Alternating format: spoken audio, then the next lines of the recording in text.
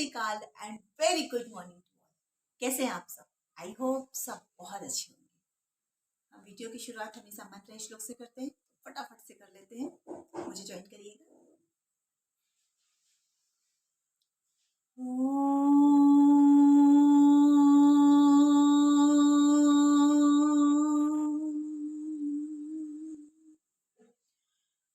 सघरं पासं पासं वन्दामि कं गणमुक्कं विषणिडाशिडं मंगल कल्याण आवासम ओम ह्रीं नमः स्वाहा। दोस्तों, ये मंत्र जो मैंने पढ़ा है ये भक्तांबर का 31 नंबर का श्लोक है। उसके साथ में पढ़ने वाला ये मंत्र है जो मैंने अभी आपके सामने पढ़ा। इससे रिलेटेड बात हम किसी और वीडियो में करेंगे। तो जैसा कि दोस्तों मैं हमेशा चाहती हूँ कि मेरे जितने भी वेल विशर हैं, मेरे अपने हैं जो मेरा वीडियो देखते हैं, वो सब हमेशा खुश रहें, प्रसन्न रहें, सुख समृद्धि से भरे रहें और ईश्वर उन्हें मान सम्मान, यश, कीर्ति, वैभव, धन दौलत, सुख समृद्धि, अच्छी सेहत, मानसिक सुख शांति प्रदान करे। हमेशा मेरी यही प्रार्थना रहती है। कोरोना टाइम चल रहा है दोस्तों, एक ही बात बोलूंगी, घर में रहिए, सुरक्षित रहिए। जरूरी काम है तो ही घर से बाहर जाएं, अदरवाइज अवॉइड करिए। मास्क और सैनिटाइजर का उपयोग जरूर करें।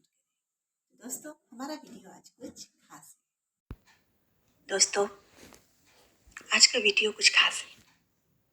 शायद आप लोगों को याद होगा, जब मैंने अपने चैनल की शुरुआत की थी तो मैंने आप लोगों से एक प्रॉमिस किया था कि मैं अपने वीडियो में कुछ नया आप लोगों के लिए लेकर आऊंगी। मेरी कोशिश रहती है कि मैं हर वीडियो में आपके लिए कुछ नया, कुछ ऐसा लेकर आऊं जो आप लोगों के लिए उपयोगी हो, नई जानकारी हो। इसी कड़ी में आज कुछ बहुत ही खास है। मैंने आप लोगों से कहा था मैं कुछ मोटिवेशनल स्टोरीज, मोटिवेशनल वीडियोस आप लोगों के लिए लेकर आऊंगी। आज के वीडियो में यही एक खास चीज है।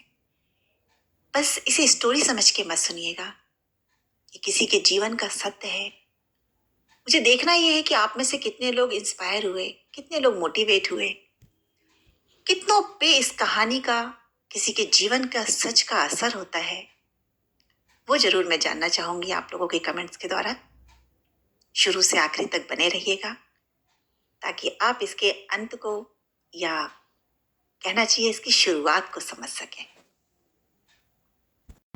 दोस्तों, ये कहानी, ये लेख एक ऐसे शख्स की कहानी है जिसने जिंदगी में सफर तो बहुत किए थे और उसके जीवन का ये सफर, ये ट्रेन का सफर एक यादगार सफर बन गया।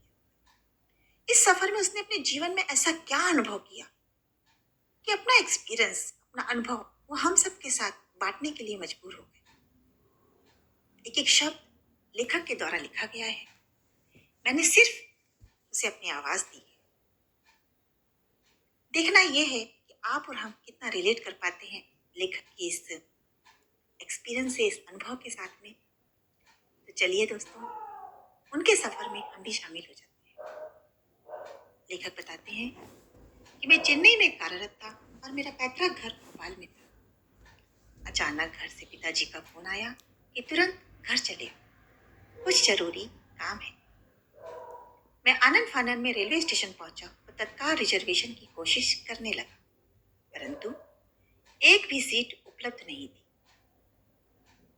देखा, सामने प्लेटफॉर्म पर ग्रैंड ट्रंक एक्सप्रेस खड़ी थी। उसमें बैठने की जगह नहीं थी, परंतु मरता क्या ना करता, घर तो कैसे भी जाना ही था। बिना कुछ सोचे समझे सामने खड़े स्लीपर क्लास के डिब्बे में मैं चढ़ गया। डिब्बे के अंदर का हाल बहुत ही बुरा था। जैसे तैसे जगह बनाते हुए एक बर्थ पर एक सज्जन को लेटे देखा तो उनसे याचना करके बैठने के लिए जगह मांग ली। सज्जन मुस्कुराए, उठकर बैठ गए और बोले, कोई बात नहीं, आप यहाँ बैठ सकते हैं। बैठने के बाद मैं उन्हें धन्यवाद देने लगा और वहीं एक कोने में दुबक कर बैठ गया। थोड़ी देर बाद ट्रेन ने स्टेशन छोड़ दिया और रफ्तार पकड़ ली। कुछ मिनटों में जैसे सभी लोग व्यवस्थित हो गए, तो सभी को बैठने का स्थान मिल गया। मैंने अपने सहयात्री को देखा और सोचा बातचीत का सिलसिला शुरू किया जाए। मैंने कहा, मैं इसरो में एक वैज्ञानिक हूँ। आज किसी जरूरी काम से मुझे अचानक अपने घर जाना पड़ रहा है, इसलिए स्लीपर क्लास में चढ़ गया, वरना मैं एसी से कम में यात्रा नहीं करता। वो मुस्कुराए और बोले, वाह, मेरे साथ एक वैज्ञानिक यात्रा कर रहे हैं। मेरा नाम जगमोहन राव है। मैं वारंगल जा रहा हूँ। उसी के पास एक गांव में मेरा घर है। मैं अक्सर शनिवार को अपने घर जाता हूँ। इतना कहकर उन्होंने अपना बैग खोला और उसमें से एक डिब्बा निकाला और वो मुझसे बोले, ये मेरे घर का खाना है, क्या आप लेना पसंद करेंगे? मैंने मना कर दिया और अपने बैग से सैंडविच निकालकर खाने लगा। जगमोहन राव, ये नाम कुछ सुना सुना सा लग रहा था, परंतु इस समय याद नहीं आ रहा था।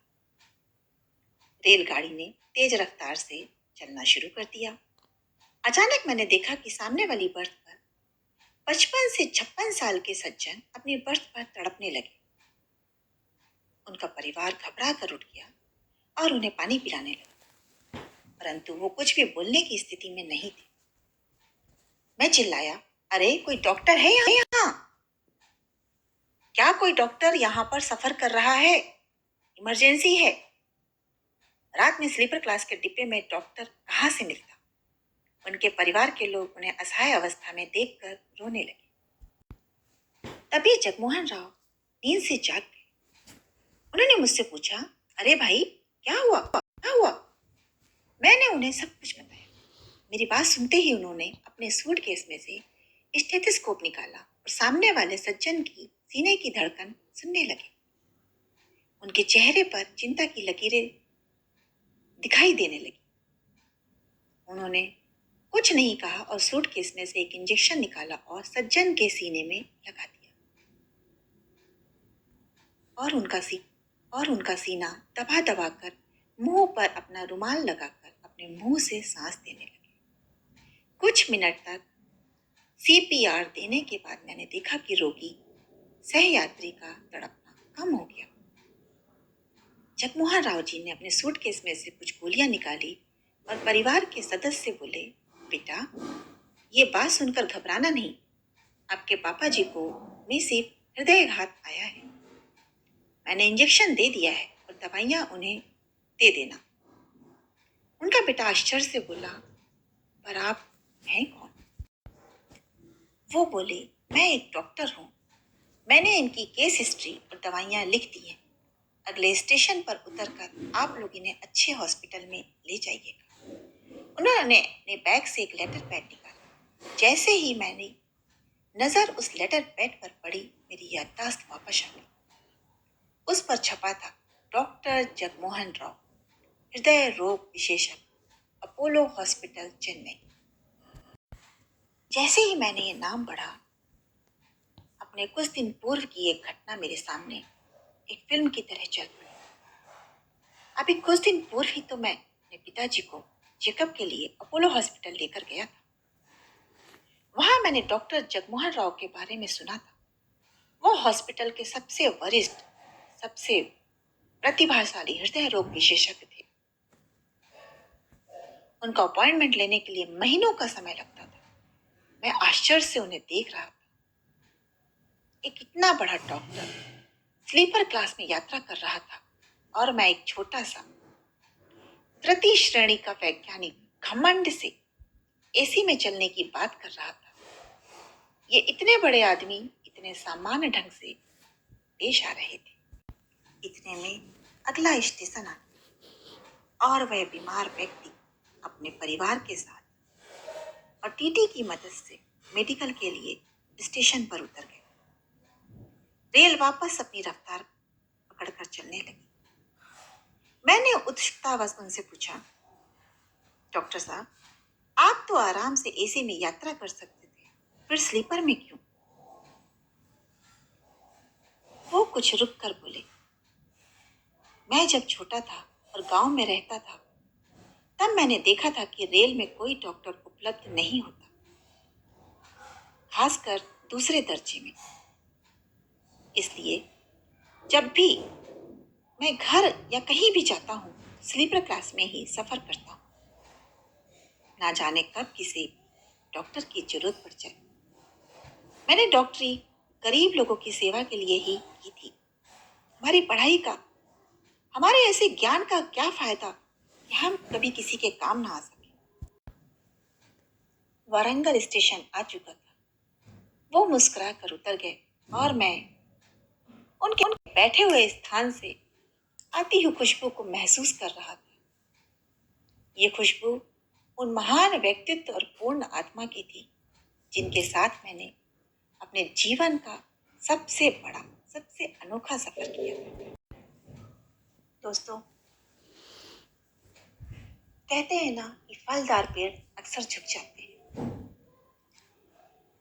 ऐसा ही महान व्यक्तित्व रहा है डॉक्टर जगमोहन राव जी का। आज एक छोटी सी कहानी के माध्यम से हम उनके व्यक्तित्व से, उनके जीवन के एक पहलू से अवगत हो पाए। दोस्तों, आप लोग सिर्फ इसे एक कहानी समझकर मत सुनिएगा। किसी के जीवन का सच है, किसी का व्यक्तित्व है जो इतना महान है कि हम उसे आज सुन पा रहे हैं। हम अक्सर व्हाट्सएप पे बहुत सारे मैसेज, थॉट्स देखते हैं, सुनते हैं, यहाँ वहाँ फॉरवर्ड करते हैं और फिर भूल जाते हैं। इस वीडियो को आपको शेयर तो करना ही है और अपने जीवन में भी एक छोटा सा परिवर्तन करना है। जिस तरह जगमोहन राव जी इतने बड़े डॉक्टर होने के बावजूद उन्होंने अपने अंदर के इंसान को नहीं मरने दिया। हम सबको भी कुछ ऐसा ही करना है,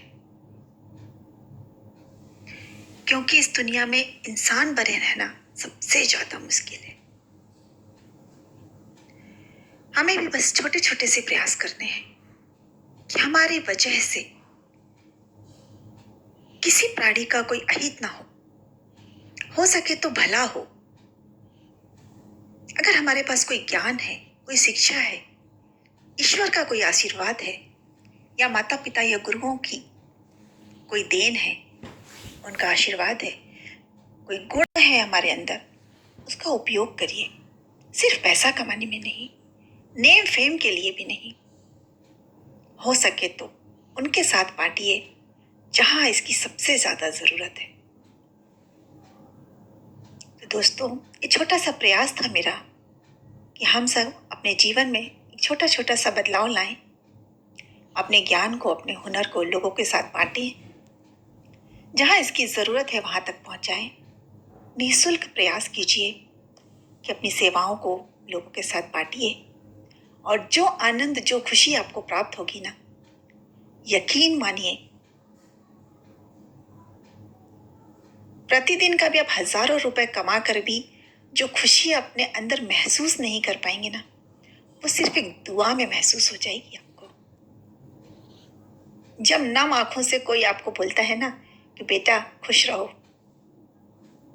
भगवान तुम्हें खूब खुश रखे, तरक्की दे, मान के चलिए उस दुआ में हजारों हजारों आशीर्वाद छिपे हुए। दोस्तों, छोटा सा प्रयास था, उम्मीद करती हूँ आप लोगों को पसंद आया होगा। आगे भी आप लोगों के लिए जो भी मुझसे बन सकेगा आप लोगों के साथ बांटूंगी, और आप लोग एक अच्छे प्रयास को, मुझे पूरी उम्मीद है कि मेरी अच्छी भावना को आप आगे तक लेकर अवश्य जाएंगे, दूसरों के साथ बांटेंगे, दूसरों के साथ शेयर करेंगे, ताकि वो लोग भी अपने जीवन में बदलाव ला सकें। तो दोस्तों, लाइक, कमेंट्स एंड शेयर करना बिल्कुल मत भूलिएगा, और सब्सक्राइब तो आपने कर दिया होगा, नहीं किया है तो कर दीजिए। शायद आप कुछ अच्छी अच्छी जानकारी अपने जीवन में हासिल कर पाए। तो धन्यवाद। जय जिनेंद्र। नमस्कार।